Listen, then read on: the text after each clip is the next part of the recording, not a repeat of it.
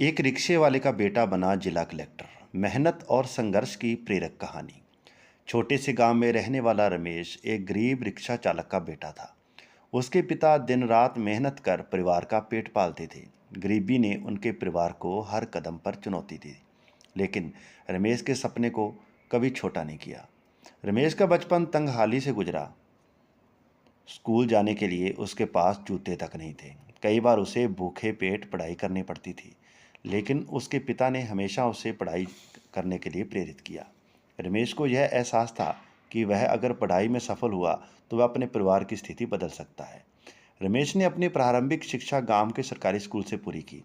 दिन में स्कूल और रात में अपने पिता के साथ रिक्शा चलाने में मदद करना उसकी दिनचर्या बन गई। उसने अपने पिता की मेहनत को देखकर ठान लिया कि वह पढ़ाई में कोई कमी नहीं छोड़ेगा। स्कूल के बाद रमेश ने स्कॉलरशिप के माध्यम से शहर में कॉलेज में दाखिला लिया। कॉलेज में उसने सिविल सेवा परीक्षा की तैयारी शुरू की। उसकी आर्थिक स्थिति ऐसी नहीं थी कि वह कोचिंग कर सके, इसलिए उसने पुस्तकालय में जाकर पढ़ाई की। रमेश के दिन में पार्ट टाइम नौकरी की और रात में पढ़ाई। उसने कई बार असफलता का सामना किया, लेकिन उसने हार नहीं मानी। उसकी माँ ने अपने गहने बेचकर उसके लिए किताबें खरीदी। उसके पिता ने कहा, बेटा मैं रिक्शा चलाते चलाते बूढ़ा हो जाऊंगा, लेकिन तुम्हें हारने नहीं दूंगा। कई सालों की मेहनत और संघर्ष के बाद रमेश ने सिविल सेवा परीक्षा पास की और जिला कलेक्टर बना। जब वह पहली बार कलेक्टर की कुर्सी पर बैठा तो उसने अपने माता पिता को धन्यवाद दिया। वह जानता था कि उसकी सफलता के पीछे उनके त्याग और समर्थन का बड़ा हाथ है।